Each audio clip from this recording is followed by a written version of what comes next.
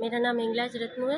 मैं राजकीय माध्यमिक विद्यालय डाबर में वरिष्ठ अध्यापिका मैथ्स से काम टीचर हूँ और पिछले 2 साल से विद्यालय के संस्था प्रधान प्रेमाराम सोनी और उनके साथ उनका सहयोग देने के लिए इरकन राम, बाबूलाल, चुनाराम जी, मोहन लाल जी, करनाराम जी, उनकी मतलब टीम मुझे बहुत परेशान करती है।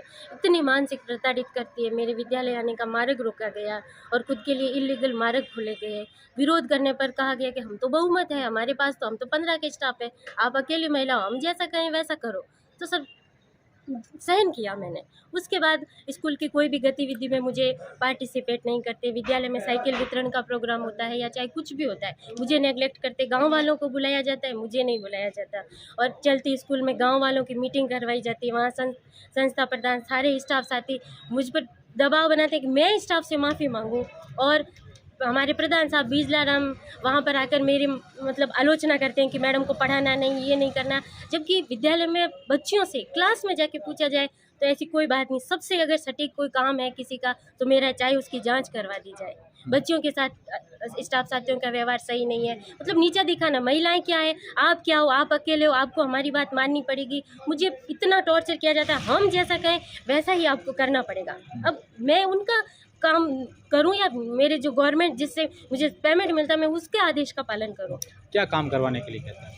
मतलब हम उनके कोई भी गलत काम, विद्यालय का जो भी फंड आता है उसके बारे में कुछ मत पूछो, एसएमसी की कोई बात के लिए मत पूछो, किसी भी चीज़ के लिए उनसे कोई बात आप पूछ नहीं सकते, आपको कोई अधिकार नहीं है। स्टाफ साथी बिना वजह कहीं जा रहे हैं बिना बताए, उनके 10-10 दिन के कॉलम के खाली कॉलम पड़े हैं सर। और मेरे सर 5 मिनट की देरी पर मेरे कॉलम बंद होते हैं। अब कहते हैं कि आप लेट हो गए इसलिए। तो मैंने कहा सर ये 10 दिन के कॉलम ये क्या है कि आपको कोई हक नहीं है, हमारी व्यवस्था है, हमें जैसे करना है। अब सर कहाँ तक सहन करूँ मैं? अच्छा, आपने इसको लेकर शिकायत दर्ज नहीं करी अधिकारियों को? पहले तो मैंने अपने विभाग में बात की, हमारे सीईओ से बात की, उन्होंने 5 बार समझा, इसके विद्यालय आए। लेकिन जैसे ही वो विद्यालय के गेट से बाहर जाते हैं उनका व्यवहार हो कब, वापस तालियां बजा के मजाक बनाते हैं, मैडम क्या कर लेगी, अकेली है, अपन कुछ नहीं, अपन सब एक रहे, अपने आप एक मत होने चाहिए। फिर मैंने इतनी व्यथित हुई, एक दिन के लिए मेरी कोई लेडीज़ प्रॉब्लम की वजह से जब मैं घर चली गई 4 बजे से पहले मेरे कॉलम बंद कर दिए और मुझे स्कूल से कहा कि निकलो मैडम, बाहर निकलो। जब मैंने रजिस्टर मांगा, उपस्थिति रजिस्टर, तो प्रेमाराम ने मेरे हाथ से रजिस्टर छीना, जिसका मैंने विरोध किया। और उसके बाद मेरे लगातार 13 जनवरी से लेके 18 जनवरी के कॉलम बंद किए, जबकि मैं रेगुलर स्कूल हूँ और मेरी उपस्थिति, मेरी दैनिक डायरी कंप्लीट है, बच्चों की क्लास ले रही हूँ, लेकिन मेरे कॉलम बंद है, आज भी बंद है। और श्रीमान सीईओ साहब कहते हैं कि आप अभी साइन करो। मैं क्यों साइन करूँ? मैं कहाँ से क्यों डीएल लाऊँ, जबकि मैं विद्यालय में मेरा काम कर रही हूँ। उसकी जांच हुई नहीं? आपने शिकायत की तब? जांच हुई, जांच रिपोर्ट, मेरे सारे आरोप सिद्ध हो रहे हैं, लेकिन 1.5 महीने से कोई कार्रवाई नहीं हुई है। इसीलिए आज मैं यहाँ आई हूँ। आज आप किससे मिलने हैं और क्या मांग रहे मैं हैं? श्रीमान जिला कलेक्टर से मिलने आई हूँ कि मुझे न्याय दिलाया जाए। मुझे और मेरी बच्चियों को, मेरे विद्यालय, मेरे साथ मेरी बच्चियाँ खड़ी है पीछे, वो क्या सीखेंगे? जब मैं अन्याय सहन करूँगी तो उन्हें भी सहन करना पड़ेगा। अच्छा, आप कितनी महिला अध्यापिका उस स्कूल में लगी? मैं अकेली हूँ और कोई नहीं है। कितना परेशान किया और क्या?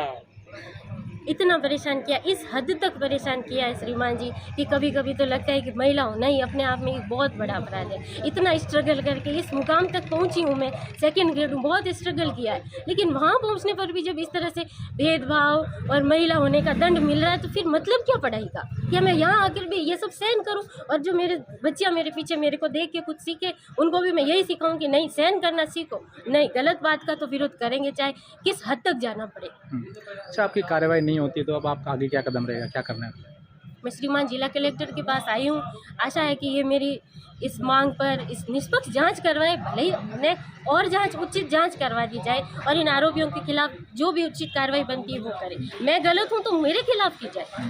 अच्छा, सरकार चाहती है कि महिलाओं को, बालिकाओं को आगे लाया जाए, शिक्षा, अभी वुमेन डे गया है, कई कार्यक्रम हुए, ऐसे में इस प्रकार के एक महिला के साथ गलत व्यवहार करना, उन भेदभाव करना अपने आप में कितनी बड़ी दुखद पीड़ा आप लोगों को लगती है?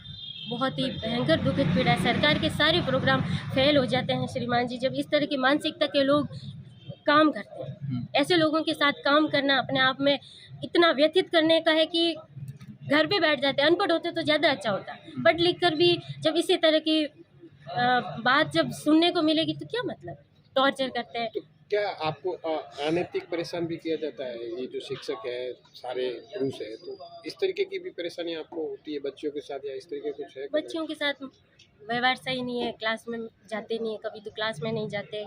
और मैं कहती हूँ कि सर बच्चियाँ मुझे कहती है कि मैडम हमारे कालांश नहीं लग रहे। कहते हैं कि आपको कोई मतलब नहीं। अरे सर कालांश तो लो आप अपने, आप बच्चों को पढ़ाओ, पढ़ाने के लिए आते हो।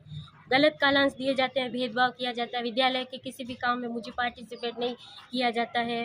स्कूल में अलमारियाँ वगैरह मुझे कुछ भी नहीं, मुझे मतलब इतना नेगलेक्ट, जैसे मेरा कोई रोल है ही नहीं उस स्कूल में, इस तरह से।